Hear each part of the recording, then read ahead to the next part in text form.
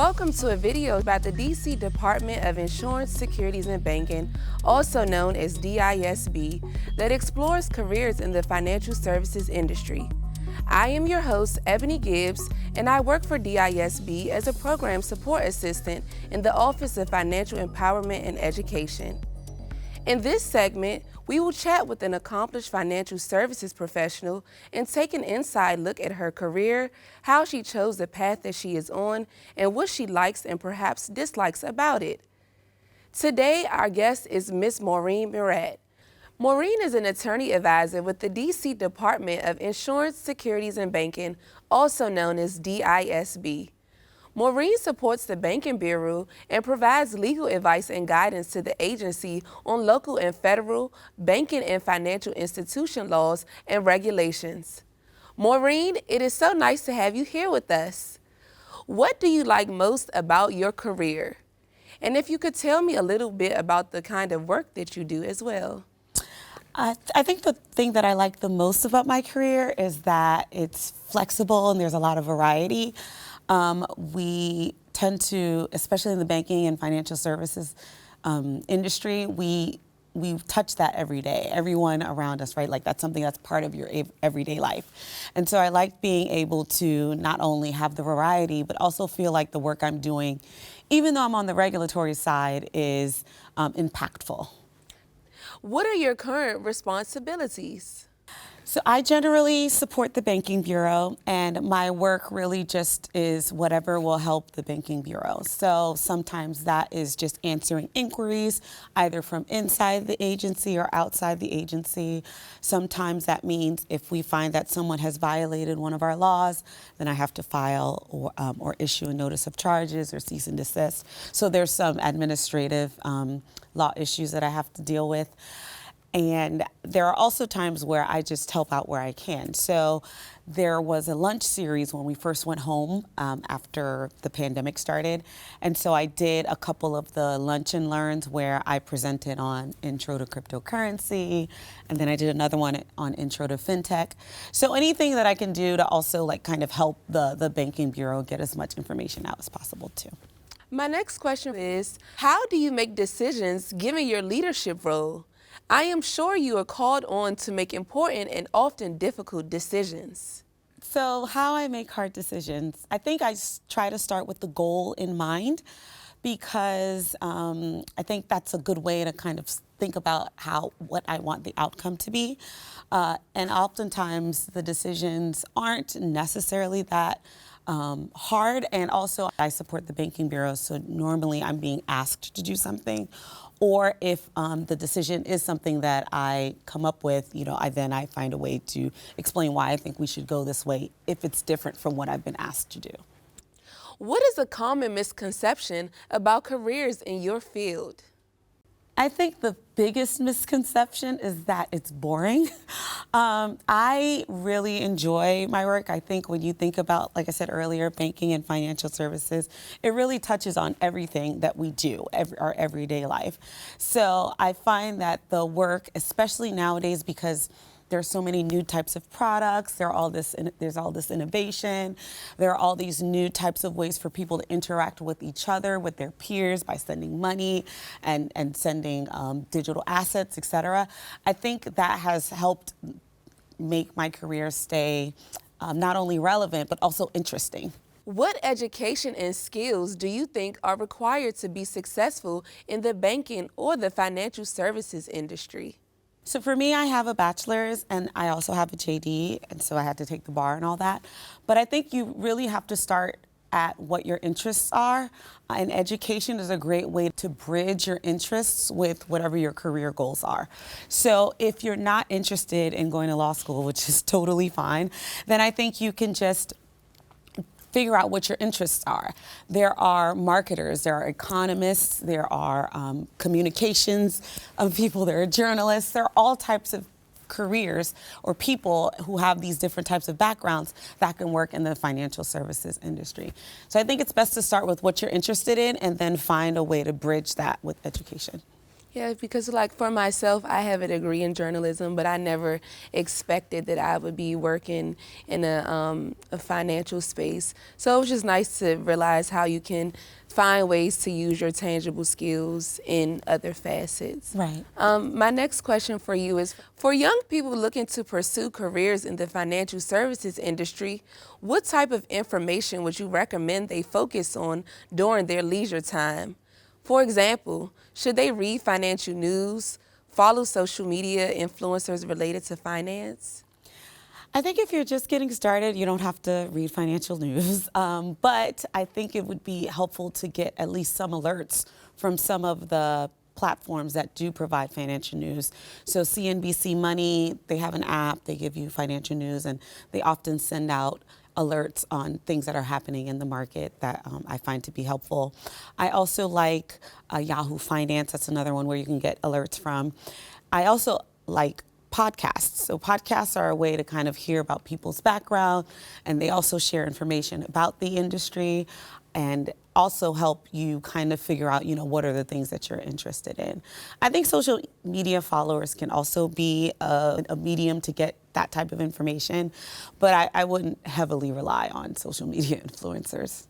What is one thing you wish you knew before you started your career? I wish I knew that I could change my mind. So Elizabeth Warren has this quote that says, plans are no plans, leave a little space in your heart for the improbable.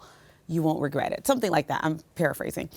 But what I think when I first started college, I thought I was going to go the medical route and be a nurse and all that.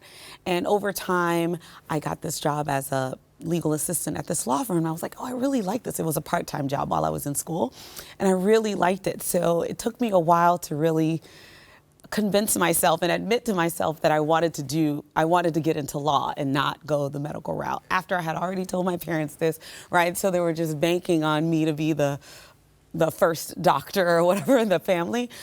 So before that, I think being able to understand that you don't always, sometimes you start out one way and things are presented to you, and because you're like so focused on this one plan, you miss opportunities that are, right there in your face coming for you. So starting out, I wish I had known that I could have changed my mind sooner as opposed to kind of trying to go the route that I was expected to go. But I did end up changing my mind, as you can see, so it worked out. Did you have any mentors along the way? If so, how did you find a mentor? I did not have a mentor along the way. That wasn't something that I even knew to look for. Now thinking back, I had mentors in my head, right? People that I followed on LinkedIn or other social media platforms that I thought, oh, I like that, what that person said. Let me just kind of follow their career trajectory. But I do have a mentor now, and I think one of the things that I found was interesting about my mentor is that she is not even in the industry that I am in, right? She is an attorney, but she does criminal law. So just because you have a mentor doesn't mean that mentor has to be in the same field or same industry that you are. You can still learn from people who have different skill sets in different areas. How can people in positions like yours impact or influence communities that their companies serve? Can you tell us a little bit about how financial services professionals impact or influence consumer protection law, monetary policy, and economic development? Okay, so that's a loaded question. I'm going to try to answer the first one and the second one. So the first one, I think people in the financial industry can really help communities by just being flexible and meeting people where they are.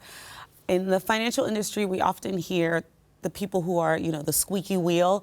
They're talking about all the new innovation, like cryptocurrency and digital assets and wallets and all that, which is very cool stuff. But when you think about it, we need the internet for a lot of that stuff to work. And in many places in this country, there are people who do not have access to fast speed internet. So what about those people, right? So I feel like a lot of times with innovation, the same people keep being left behind. So if we can find a way to meet people where they are so that they can at least access some of these financial services, or at least some of the innovation, or be aware of it, even if they're not interested in participating. That's one way I think financial industries, service professionals can help. But in terms of impacting monetary policy and laws, I think a lot of it really does come from innovation. Sometimes innovation moves faster than the laws do. I want to say most of the time. And so if as our office, if we're paying attention to what's going on in the industry, it's helpful to know that and to be able to not try to stifle that innovation, but also be mindful of, some of the impact or the risks that innovation causes.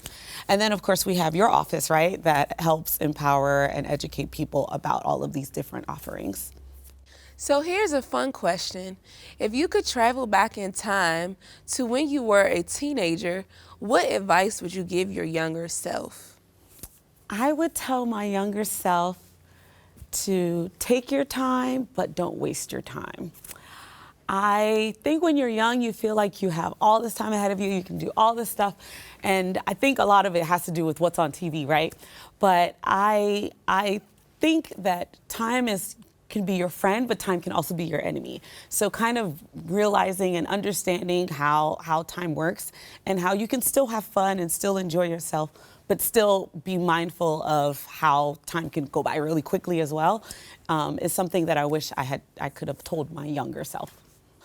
Everyone has a different definition of success. What lessons have you learned along the way, perhaps even from mistakes or missteps that have contributed to your success? One thing I learned is that a step back can propel you forward. I think that, so I told you before I was supposed to go to nursing school and all that. And so when I switched majors and careers, that means I had to take a whole bunch of different classes, right, to be able to meet the requirements so that I could then get the bachelor's and go to law school. And I think initially I thought, had I, thought about this sooner or made the leap sooner and all that, now I have to go backwards and spend an extra year in school, et cetera. But I think that doing that also helped me, because then I ended up going to law school as what we, considered an older student, because I went to night school. And I think going to night school while working during the day was the best decision I could have made. I know some people are like, I can't do law school and work, but it's definitely doable. And I think that was something that, even though it felt like a step backwards in the moment, definitely helped me here. I think by that time I knew what my path was. I knew what I wanted to do. Another lesson I've learned is that pivoting can be your superpower. I have learned that sometimes, like I said earlier, if you see yourself going this way and there's an opportunity there, sometimes the pivot is worth it, right? Sometimes obviously you're like, okay, that's not what I really want to do. But I think pivoting can be a superpower if you know how to do it. And then I guess the last thing I'll say is, I've learned that it's really good to have people who want to see you win around you, to kind of hold space for you when you don't feel your best. I remember when I was trying to take the bar exam, and I was like, it's one of the hardest things I think I've ever done. But I also felt so accomplished at the end. But I don't think I would have been able to do that if there weren't people around me who were like, you can do this. You went through the law school. You finished your classes. This is just the last hurdle you have to jump over and be able to make it. And I think those people also helped me kind of get to where I am today. Well, we are grateful that Ms. Murat was able to join us and share her insight and experience as a financial services professional. We hope that this chat has sparked your curiosity and inspired you to think about similar careers. For more information on the Department of Insurance, Securities, and Banking, visit disb.dc.gov and be sure to follow us on social media.